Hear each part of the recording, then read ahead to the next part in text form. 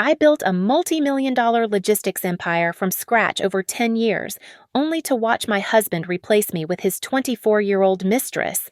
He believes her signature on the exit papers secures his future, but he is dead wrong. That document is not a golden ticket. It is a death warrant for the company and the trigger for a financial catastrophe I have spent 6 months orchestrating. My name is Claire, and at 34 years old, I was the invisible architect of a logistics empire that spanned the entire North American continent. While I adjusted the tie of my husband, Derek, before every public appearance, I was the one who actually ensured the trucks arrived on time and the drivers were paid.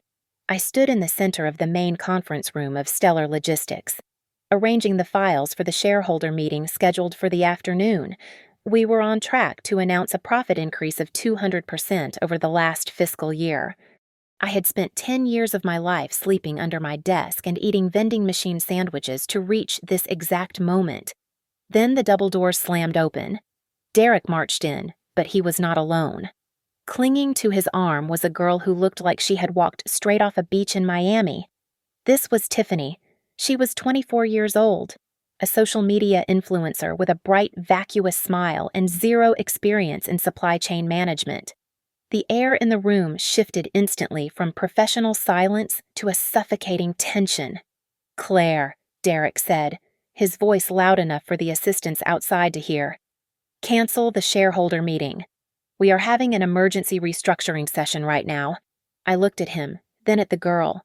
She was wearing a dress that cost more than the average driver made in a month. "Derek, the investors are arriving in 2 hours. We cannot just... We can and we will." He interrupted, puffing out his chest. "I am the CEO, and I have made a decision. Stellar Logistics needs a new image, a new vibe." He turned to Tiffany, beaming at her as if she were a genius who had just invented the wheel. "Everyone, meet Tiffany. She is taking over as the new creative director. She is going to be the fresh wind this company desperately needs." I placed my tablet down on the mahogany table. The coldness started in my chest and spread to my fingertips. "Creative director. We haul industrial steel and medical supplies." "Derek, we do not need a vibe," Derek sneered, his face twisting into a look of disdain I had seen growing over the last 6 months. "See, that is exactly the problem. You are too rigid. You are outdated, Claire. You are holding us back with your spreadsheets and your caution. We need youth. We need energy." He took a step closer, enjoying the audience of Tiffany and the silent, terrified HR manager he had dragged in with him. "I am removing you from the position of Chief Operating Officer, effective immediately. It has already cut your access to the servers." I did not cry. I did not scream. I looked at Tiffany. She was watching me with a glint of pure malice in her eyes, a smirk playing on her lips that said she believed she had won the ultimate prize. She thought she was stealing a queen's crown, unaware it was made of thorns. Derek slapped a thick folder onto the table. "Sign the handover. I want you out of the building before lunch. Tiffany needs to assume full authority today to prepare for the gala next week." I opened the folder. It was a standard termination agreement, or so he thought. I scanned the pages, my eyes landing on the liability clause. Derek was so eager to humiliate me and elevate his mistress that he had forgotten the basic terms of our original incorporation documents. By forcing an immediate transfer of power during a fiscal quarter, the new officer assumed 100% of the legal and financial liability for the current operations. I looked up at him. "Are you sure about this, Derek? If I sign this, I am absolved of everything, the good and the bad. Just sign the damn paper." "Claire," he shouted, his face turning red. "Stop trying to complicate things. You are always so difficult. Tiffany is ready." Tiffany giggled, a sound that grated on my nerves like sandpaper. "Don't worry, Claire, I can handle it. It's just bossing people around, right?" I picked up the heavy fountain pen. A strange calmness settled over me. "Very well." I signed my name with a flourish, the ink sealing their fate. I was not just signing away my job, I was handing them a grenade with the pin pulled out. Done, I said, sliding the folder back. Good. Derek snatched it up, not even checking the signature. Now, get your things. I walked to my office, the glass walls feeling like a fishbowl. I did not take the frantic calls coming in on the landline. I did not take the stack of awards on the shelf. I took a small cardboard box and placed a single framed photo of my late father inside, along with my favorite coffee mug. 10 years of building a giant, and I was leaving with less than I brought in. I walked past Derek and Tiffany as they popped a bottle of champagne in the break room. Goodbye, Claire Tiffany called out, her voice dripping with mock sweetness. Enjoy your retirement. I kept walking, the click of my heels on the marble floor the only sound accompanying my exit. I pushed through the revolving doors and stepped out into the blinding afternoon sun. I checked my watch. It was exactly 1 o'clock. The IRS audit notification was scheduled to hit the main server in 3 hours. I allowed myself a small, sharp smile. The nightmare was not ending for me. It was just beginning for them.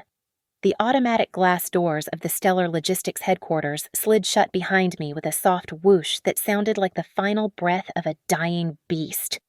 I stood on the sidewalk for a moment, letting the noise of the city wash over me. I expected to feel the crushing weight of loss. I expected panic or the hollow ache of grief after losing a 10-year labor of love. Instead, I felt lighter than air. It was a physical sensation, as if gravity had released its hold on my shoulders. For the first time in a decade, my phone was not buzzing with crises. I closed my eyes and breathed in the exhaust-filled air of the city, but my mind drifted back to the winter of 2023.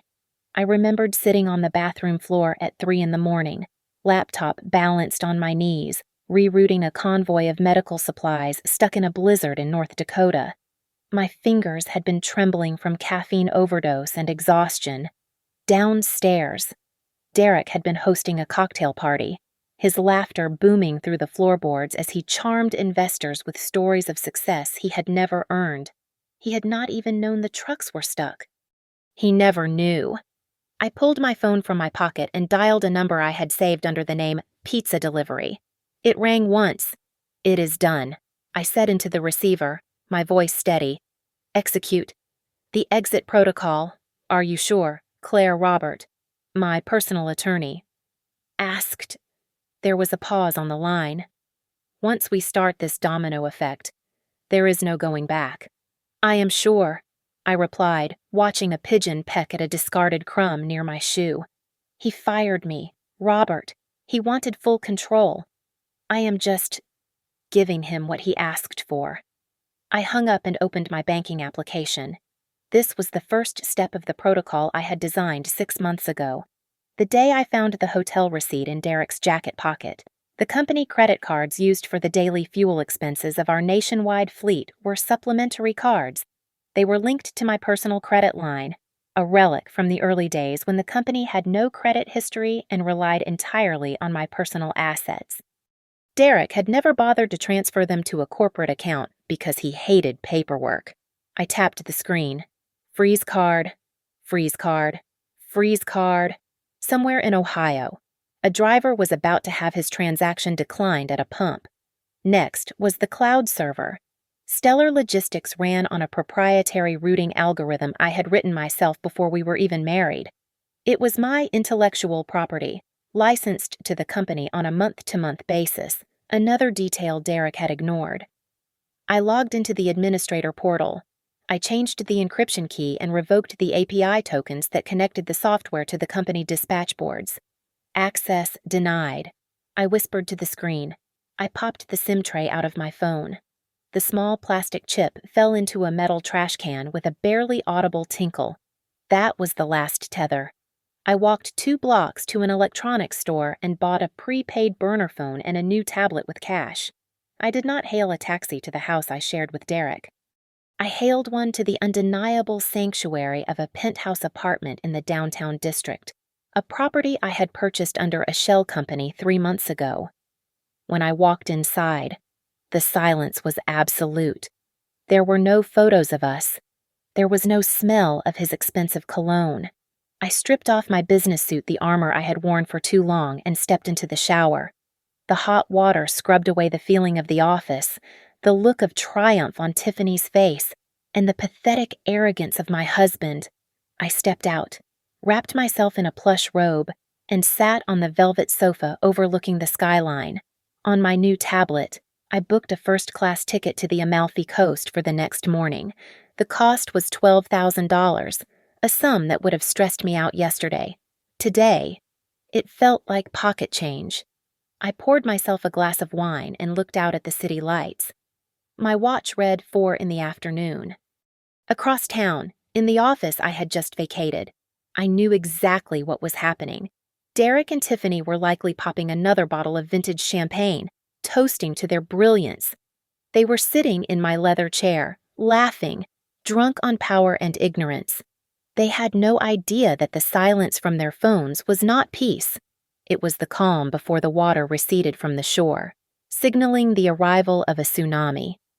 "Cheers, Derek," I said to the empty room, raising my glass. "I hope you know how to swim." The champagne bubbles had barely settled in the crystal flutes when the massive LED wall in the main control room shifted color. For 10 years, that screen had been a soothing constellation of green dots moving across the map of North America, representing the heart of stellar logistics beating in perfect rhythm. 2 hours after Claire walked out, the heart went into cardiac arrest. The first warning was a low hum, followed by a piercing digital alarm that sliced through the office chatter. The green dots turned crimson, one by one, until the entire map looked like a spreading infection. Tiffany sat in the heavy leather executive chair, spinning back and forth with a glass of wine in her hand. She looked up at the board, blinking her false eyelashes in confusion. "Derek," she called out, her voice shrill and uncertain. "Why is the map turning red? Is that supposed to happen for the celebration?" Derek looked up from his phone, where he had been busy bragging on social media about his new leadership.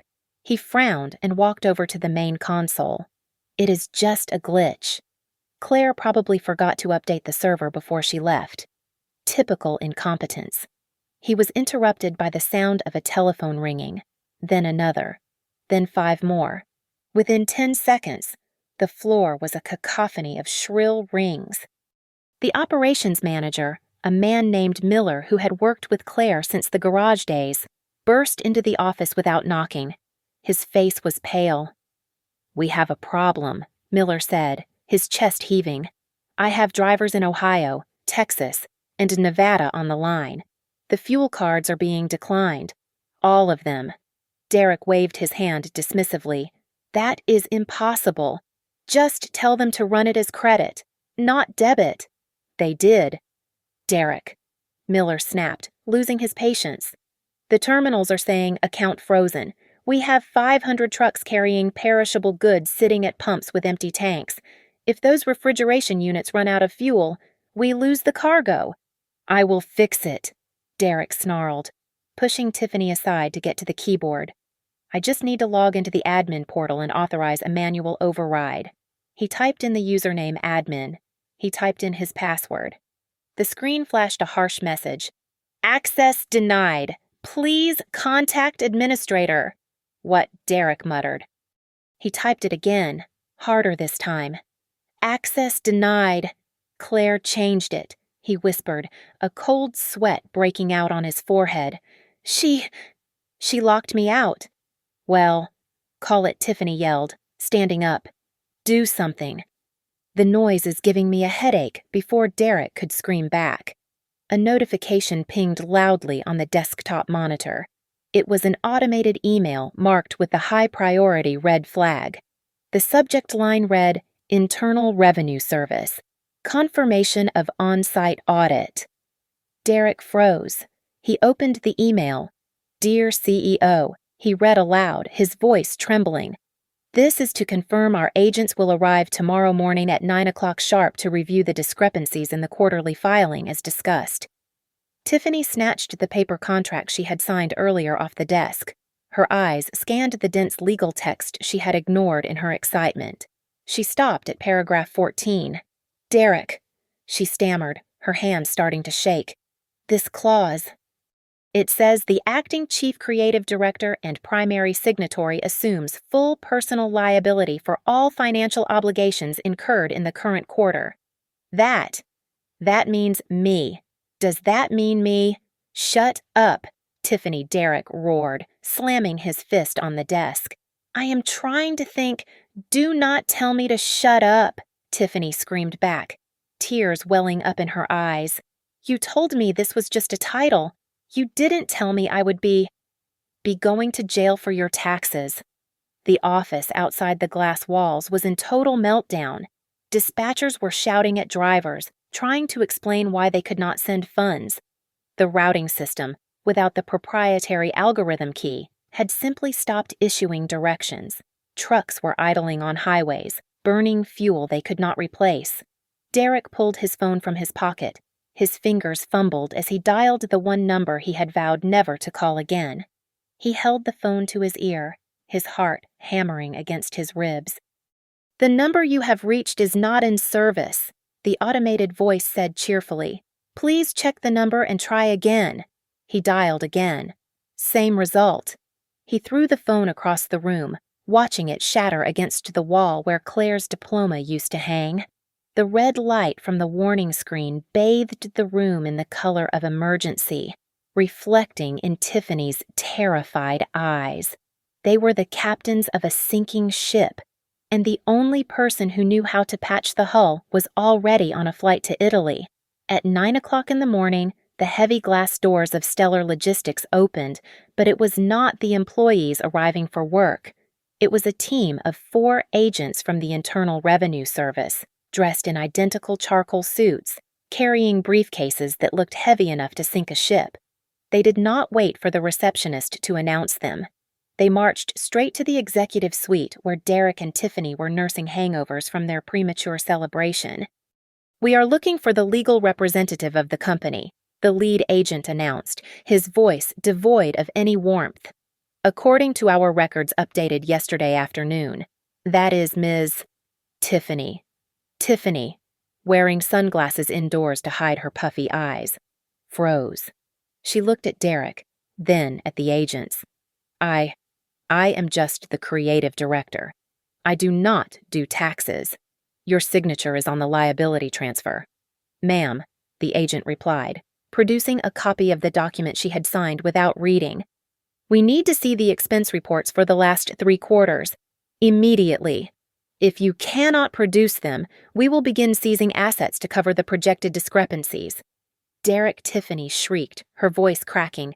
"Do something. Where are the files you said?" "You said Claire left everything." Derek scrambled around to the office, pulling open drawers that were empty. Claire had not taken any company property, but she had taken the organizational system that existed solely in her head. The physical files were in the archives, but without the index code that Claire kept on her encrypted drive, they were just thousands of boxes of useless paper. She hid them, Derek yelled, sweat dripping down his temples. She did this on purpose. While the IRS agents began tagging office equipment, the operations floor outside erupted into a new wave of panic. The main routing system, the brain of the company, had officially gone dark. Without the daily authorization code that Claire entered every morning at 7 o'clock, the software assumed a security breach and locked down the entire database. Hundreds of trucks carrying time-sensitive cargo were now driving blind. The phones lit up like a Christmas tree. "Mr. CEO," the sales manager shouted, bursting into the room. "Global Mart is on line 1. Their regional VP says if the delivery does not arrive by noon, they are activating the penalty clause. That is $50,000 an hour." Derek pushed past the IRS agents and ran to the server room. He grabbed the IT director by the collar.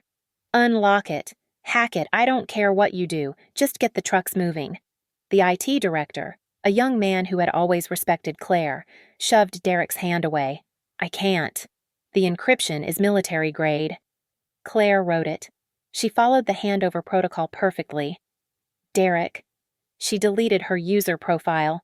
The system crashed because there is no key user left to maintain the handshake. You fired the only person who knew the language of this machine.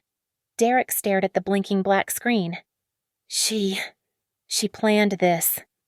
No, the IT director said, adjusting his glasses. She just stopped saving you. Back in the office, Tiffany was hyperventilating.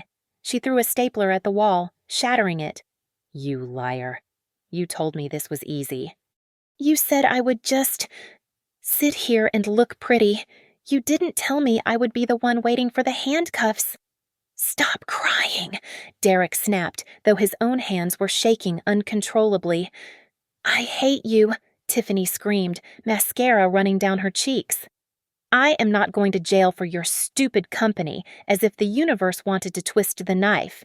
The fax machine, a device they rarely used, began spitting out paper after paper. It was the suppliers, fuel companies, tire manufacturers, and maintenance vendors. For years, they had extended payment terms because they trusted Claire's personal guarantee. With the news of her departure leaking, they were all calling in their debts simultaneously. Notice of default. Derek read from the first page, his voice barely a whisper. Immediate payment required $200,000. He looked out the window. A news van was already parking downstairs. The headline on the business news ticker in the lobby read, Stellar Logistics Halt Disrupts Supply Chain. Stock rumored to plummet. Derek sank into the chair that used to be Claire's. He looked at the chaos around him. The crying mistress, the federal agents, the shouting employees, the ringing phones. For 10 years, he thought he was the captain of the ship because he stood at the wheel. Now, as the water rose around his ankles, he realized the terrifying truth. Claire was not just the navigator. Claire was the hull, the engine, and the anchor, and without her, Stellar Logistics was just a rotting piece of wood drifting into a storm. From the balcony of my hotel suite, I watched the live stream of Derek's press conference on my tablet. It was a masterclass in public humiliation. He had set up a podium in the lobby of Stellar Logistics, thinking his winning smile and a well-tailored Navy suit could patch up a logistical meltdown that was currently making headlines on 3 business networks. We are merely experiencing a slight technical migration, Derek said into the microphone, flashing a grin that looked more like a grimace of pain. Everything is under control. A reporter from the Financial Times did not return the smile. Mr. CEO, is it true that your entire routing mainframe is down because you fired the only administrator? How do you plan to address the backlog of 3,000 tons of cargo currently sitting idle? Derek blinked. He loosened his tie. Well, we are leveraging new synergies. The team is working on it. It was pathetic. He looked like a child trying to explain why the house was on fire while holding a box of matches. Desperation makes people do embarrassing things. I learned later that immediately after the disastrous press conference, Derek spent the afternoon calling the senior staff members I had personally trained over the last 10 years, the ones who had quit in solidarity or were fired alongside me. He offered them double their salaries. He offered them bonuses. I cannot help you. Derek, my former head of dispatch, reportedly told him, I do not work for amateurs. While Derek was busy being rejected by his former employees, Tiffany was having her own crisis. She had locked herself in the executive bathroom, frantically whispering into her phone to a lawyer she had found on the internet. But he told me it was just a title, she sobbed, her voice echoing off the tiles. I did not know I was liable for the taxes. Can I just unsign it? I do not want to go to prison for tax evasion. I am an influencer, not a criminal. The walls were closing in on them, but Derek still believed he could charm his way out of the grave he had dug. He left the office and drove to our house, likely expecting to find me there, perhaps crying, perhaps ready to forgive him if he apologized. He found nothing but echoes. The house was stripped bare of my presence. The closets were empty. The art I had bought was gone. The only thing remaining in the living room was a small, white envelope sitting in the center of the coffee table. He tore it open. Inside were 2 documents. The first was a petition for divorce, citing irreconcilable differences and adultery. The second was a standard consulting invoice from my new limited liability company. It read, Crisis Management and System Restoration Services. Rate $500 per hour. Minimum engagement 40 hours. Payment required in advance. Derek's scream of rage was probably loud enough to shatter the windows. He ripped the invoice into confetti, his face turning a dangerous shade of purple. I will sue her, he shouted to the empty room, veins bulging in his neck. I will sue her for sabotage. She destroyed my company. He called his corporate counsel immediately, demanding they file a lawsuit for corporate sabotage. We cannot sue her. Derek, the lawyer replied, his tone weary and dry. I reviewed her exit protocol. She followed every single letter of the employment contract you forced her to sign. She handed over the keys. She handed over the passwords. The fact that you lost them or do not know how to use them is not sabotage. It is incompetence. If we sue, we will lose, and the discovery phase will make your mismanagement public record. The final blow came before the sun even set. A courier arrived at the office with a letter from Global Mart, our largest client, the whale that accounted for 60% of our annual revenue. Derek read the letter with trembling hands. Due to failure to meet delivery windows and breach of operational capability clauses, Global Mart is hereby exercising its right to terminate the contract effective immediately. We will be seeking damages for the lost inventory. Derek crumpled the letter. He sat on the floor of the empty house, surrounded by the debris of his own ego. He had wanted to be the king of the castle. He had wanted the credit. Now he had it all. He was the captain, the king, and the sole owner of a burning ruin. The breeze rolling off the Mediterranean Sea smelled of salt and lemons, a stark contrast to the stale scent of recycled air and fear that I had lived in for the last decade. I sat on the terrace of a private villa in Positano, wearing a silk robe that cost more than my first car. My new phone sat on the table. It was a sleek device containing only 5 contacts. There were no frantic notifications. There were no drivers screaming about fuel cards. There was only the sound of the waves crashing against the cliffs below. I always wondered how long it would take for you to walk away, a voice said from the doorway. I turned to see Julian, a venture capitalist I had met at a summit 3 years ago. He was leaning against the stone archway, holding a bottle of vintage wine. He had flown in from London the moment he heard the rumors. Derek made it easy. I replied, taking the glass he offered. He thought he was cutting dead weight. He did not realize he was cutting the parachute string while mid-air. Julian laughed, a rich, genuine sound. He sat opposite me, his demeanor sharp and professional despite the casual setting. His loss is my potential gain. You mentioned a new project. Something Derek was too short-sighted to fund. I nodded and opened my tablet. I pulled up the schematic for Novalink. It was not just a logistics company. It was a platform driven by artificial intelligence that predicted supply chain disruptions before they happened. I have the code, I said, sliding the tablet across the table. I wrote the core algorithm on my personal time. It belongs to me. It automates 90% of the dispatch process. It removes the human error element that plagued Stellar for years. Julian scanned the data, his eyes widening. This cuts operational costs by 40% in the first year alone. Claire, this is revolutionary. Derek kept rejecting this. He said computers lack the human touch, I said with a dry smile. What he meant was that he could not micromanage an algorithm. Julian set the tablet down. I am in. I will put up $5 million for the seed round. We can have the papers drawn up by tomorrow morning. I do not invest in brands. Claire, I invest in people. And you? You are the most dangerous person in this industry right now. We shook hands, sealing a deal that would likely bury my former company within a year. Later that evening, I sat by the pool, scrolling through the news on my iPad. The headlines were brutal.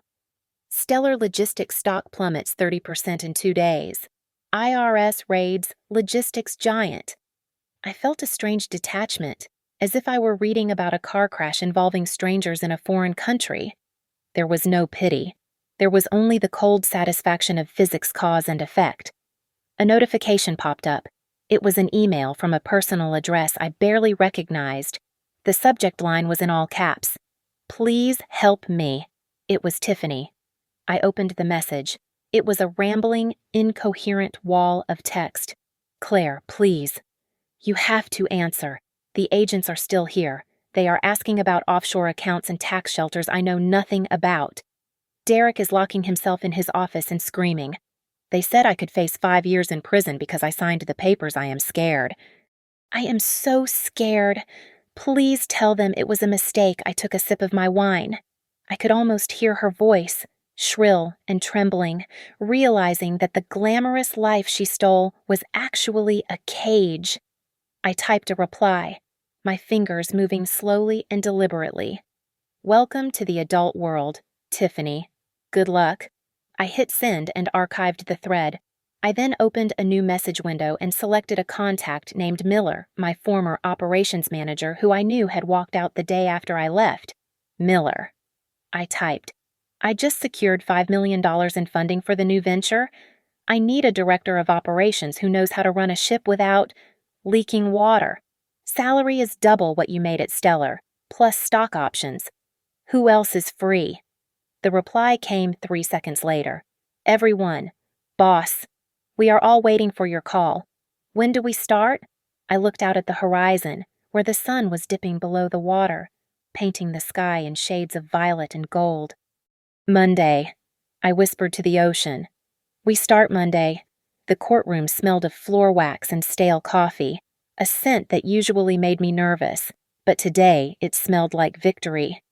Derek sat at the plaintiff's table, his usually pristine hair looking disheveled, his eyes darting around the room like a trapped animal. He had actually done it. He had filed a civil suit accusing me of corporate sabotage and theft of intellectual property, claiming damages of $5 million. "Your Honor," Derek stammered, standing up before the judge could even address him. "She stole the source code. The entire company is paralyzed because she took the digital keys." My lawyer, Robert, stood up slowly, adjusting his glasses with infuriating calmness. He placed a single flash drive and a stack of printed emails on the bench. "Your Honor," Robert said, his voice smooth. "The defendant, my client, developed the routing algorithm in 2012. That is 3 years before she met the plaintiff. It is classified as premarital intellectual property. Furthermore, here is the server log from the day of her termination.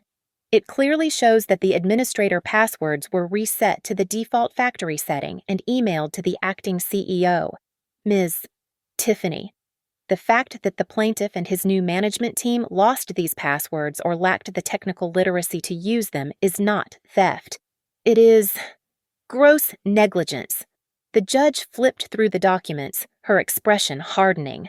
She looked over her spectacles at Derek. "Mr. Reynolds," the judge said, "you fired the architect of your system, and now you are asking the court to force her to return to work because you cannot operate the light switch.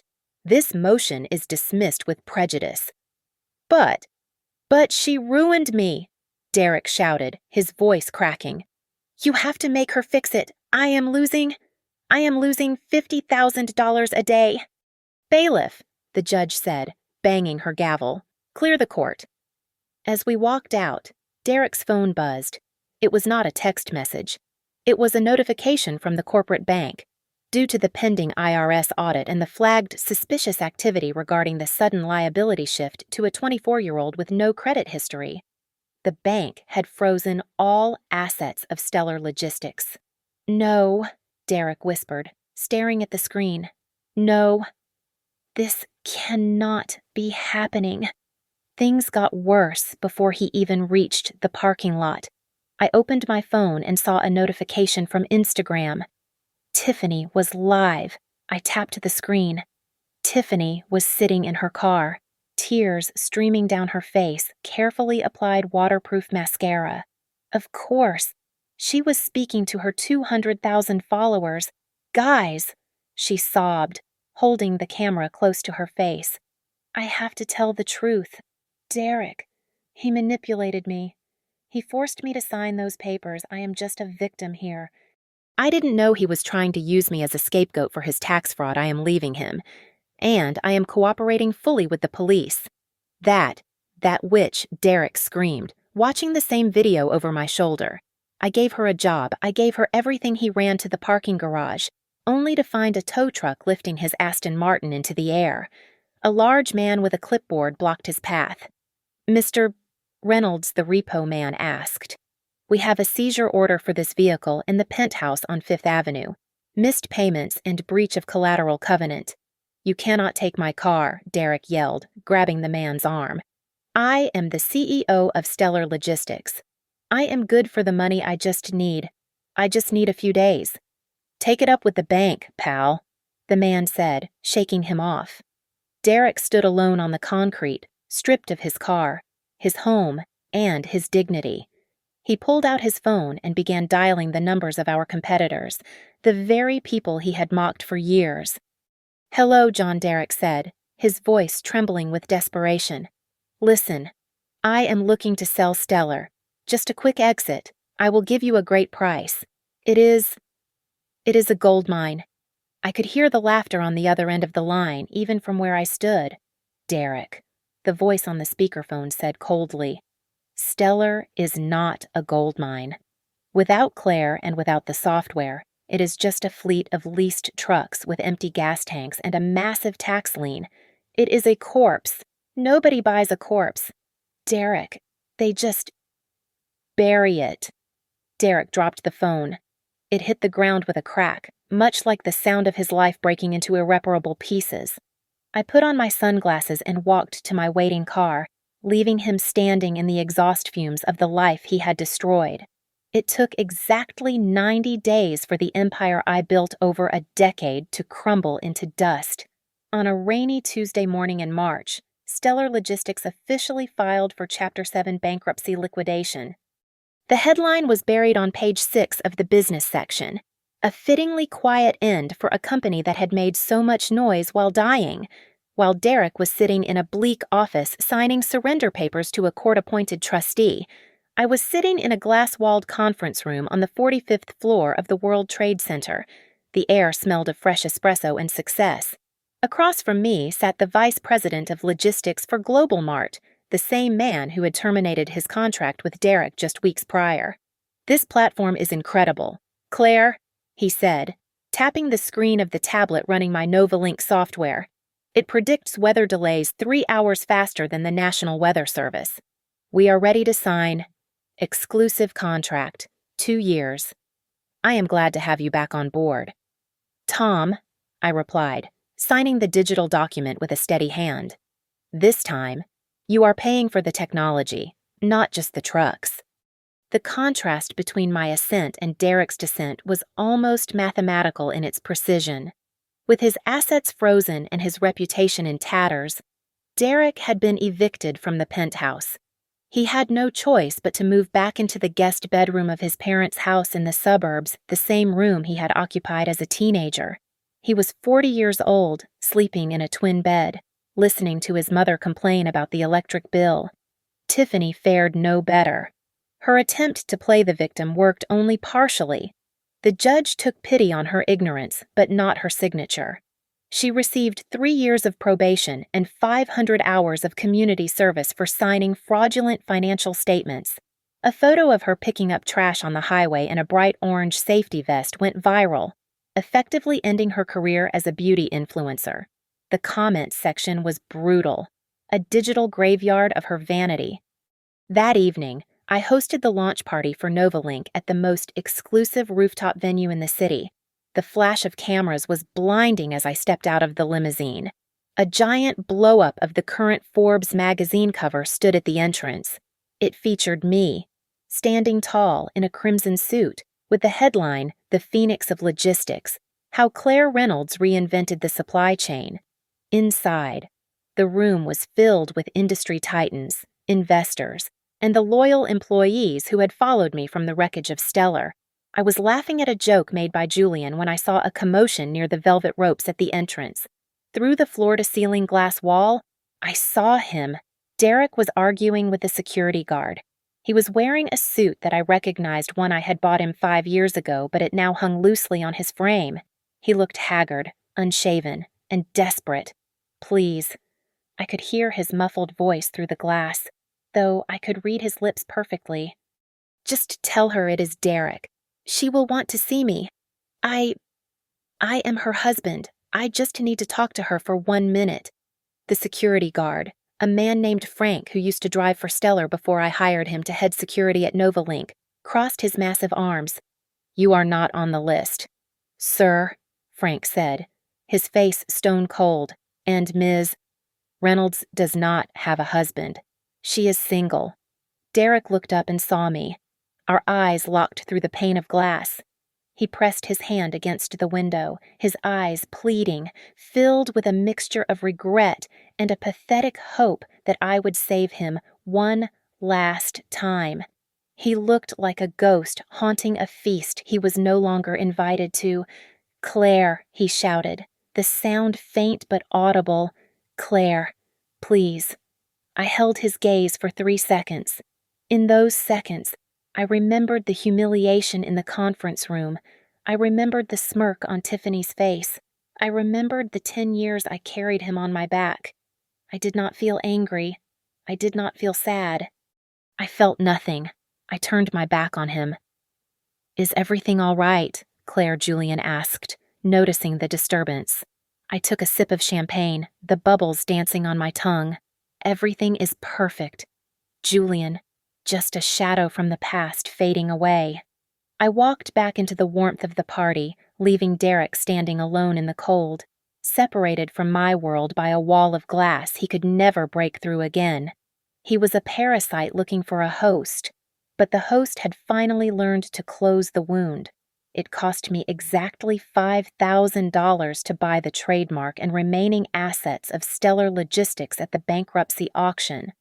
1 year ago, that name was worth millions. Now, it was worth less than the vintage desk I sat behind. I did not buy it for nostalgia. I bought it to bury it.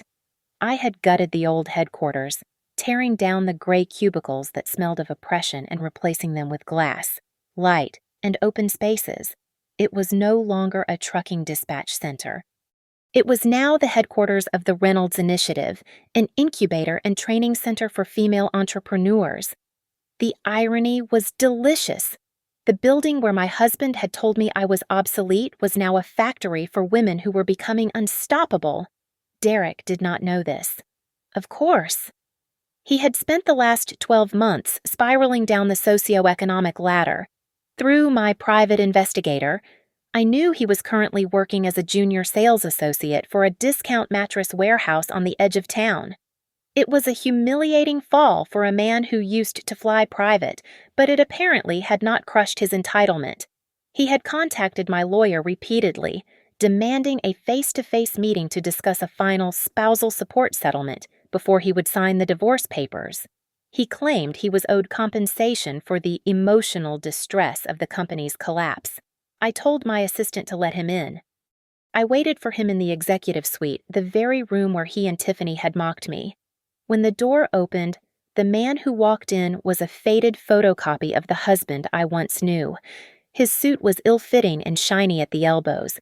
His face was puffy, lines of stress and cheap alcohol etched deep around his eyes. He stopped in the doorway, stunned. He looked at the modern art on the walls, the busy hum of activity outside the glass, and finally, at me. I was wearing a white suit, looking every inch the victor, Claire. He breathed, a flicker of his old charm trying to ignite, but failing miserably. "You look incredible. Really. Time has been good to you." Sit down, Derek, I said, my voice devoid of any warmth. I did not gesture to a chair. He sat anyway, nervously smoothing his tie.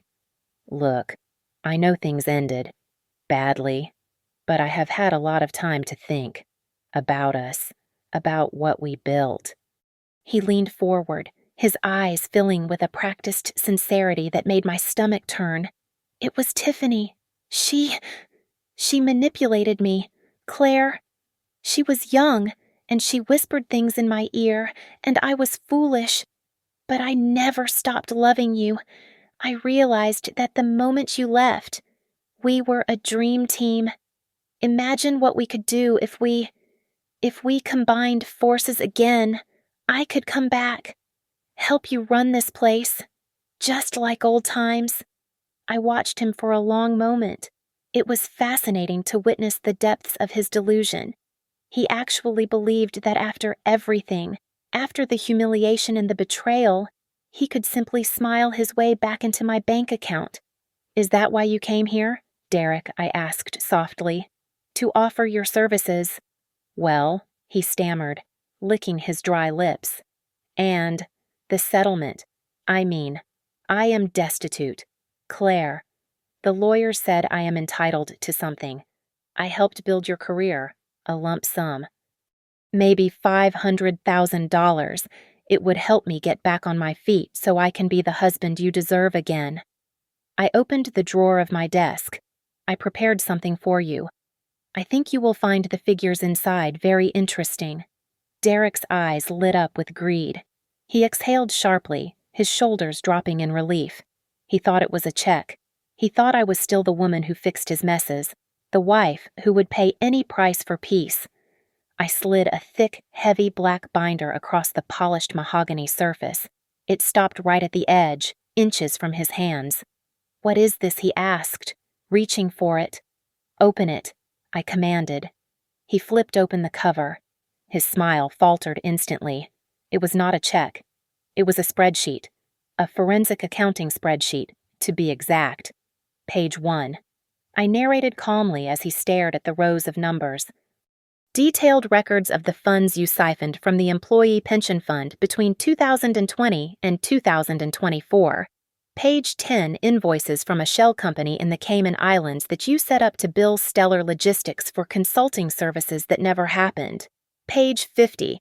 Credit card statements showing you used company funds to pay for Tiffany's apartment and luxury car lease 2 years before you even introduced her to me. Derek turned the pages frantically, his hands beginning to tremble, his face drained of color, turning a sickly shade of gray. You knew, he whispered, his voice shaking. How long have you had this? I found the first discrepancy 5 years ago, I said, leaning back in my chair. I kept tracking it. I kept documenting it. I was waiting for you to stop, but you never did. You just got greedier. This is blackmail, he choked out, looking up at me with terror in his eyes. No, Derek, I said, standing up slowly. This is leverage. You want to know why I did not turn you in 5 years ago?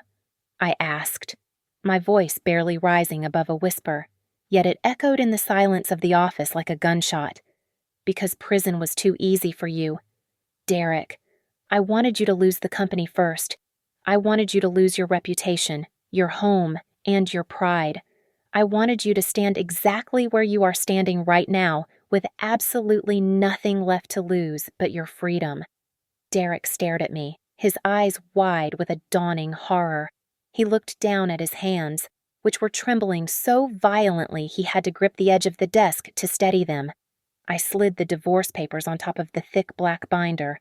Here is the ultimatum. You sign these papers right now.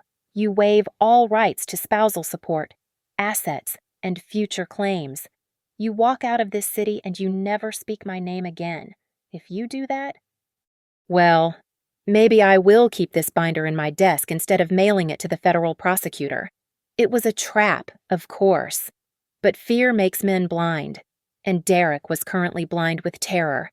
I I will sign, Derek stammered, sweat beading on his forehead. Just, please, Claire, do not send me to jail. I cannot survive in there. I am not built for that. He grabbed the pen. He did not read a single clause. He scribbled his signature on the dotted line, his handwriting jagged and pathetic. The arrogance that had defined him for 10 years had evaporated, leaving behind a hollow shell of a man who was willing to sell his soul just to breathe free air for one more day. Done, he gasped, pushing the papers back to me. I signed it. I am leaving. You will never see me again. Go, I said, pointing to the door, before I change my mind. Derek scrambled out of the chair, clutching his chest as if he were having a heart attack. He did not look back. He ran out of the office, desperate to escape the gravity of the woman he had underestimated. I watched the heavy door close behind him. I picked up the divorce papers, checked the signature, and placed them in my safe. Then, I picked up my phone and looked at the screen, the email to the district attorney and the Securities and Exchange Commission, with the entire digital forensic file attached, had been sent at 8 o'clock that morning. I had never promised I wouldn't report him. I had only implied it to get what I needed. His crimes were too vast, too deliberate to be forgiven. He had stolen from our employees' pension funds. He deserved every second of what was coming. I walked to the floor-to-ceiling window that overlooked the main plaza. I sipped my coffee, waiting for the final act. Derek burst out of the building's front doors, looking like a man who had just cheated death. He took 2 steps toward the street, likely planning where to run, when 3 black SUVs screeched to a halt at the curb. Agents in windbreakers emblazoned with federal insignia swarmed him before he could even scream. I saw the flash of sunlight on steel handcuffs. The press, tipped off by an anonymous source I had contacted yesterday, was already there. Cameras flashed in a frenzy, capturing the former CEO of Stellar Logistics being pressed against the hood of a car. And then, the final twist. A police cruiser pulled up, and an officer escorted a woman out to identify him. It was Tiffany. She looked disheveled, wearing a frantic expression. I watched as they locked eyes. Even from 40 floors up, I could see the hatred. Derek lunged toward her, screaming that she was a traitor, while Tiffany pointed a shaking finger back at him, clearly shouting that she was just a witness, that he made her do it. They were tearing each other apart, just as I knew they would. I finished the last drop of my coffee. It was cold, but it tasted like victory.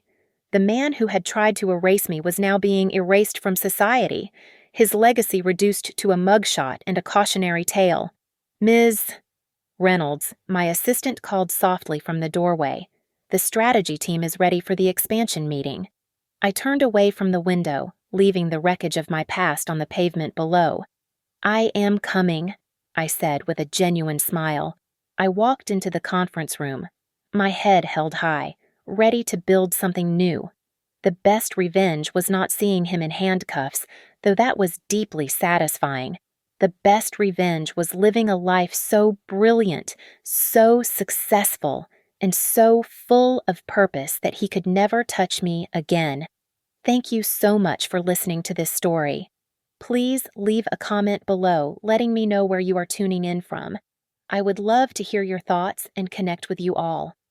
Don't forget to subscribe to the Lily Revenge Stories channel, like this video, and hit that like button to help this story reach even more people.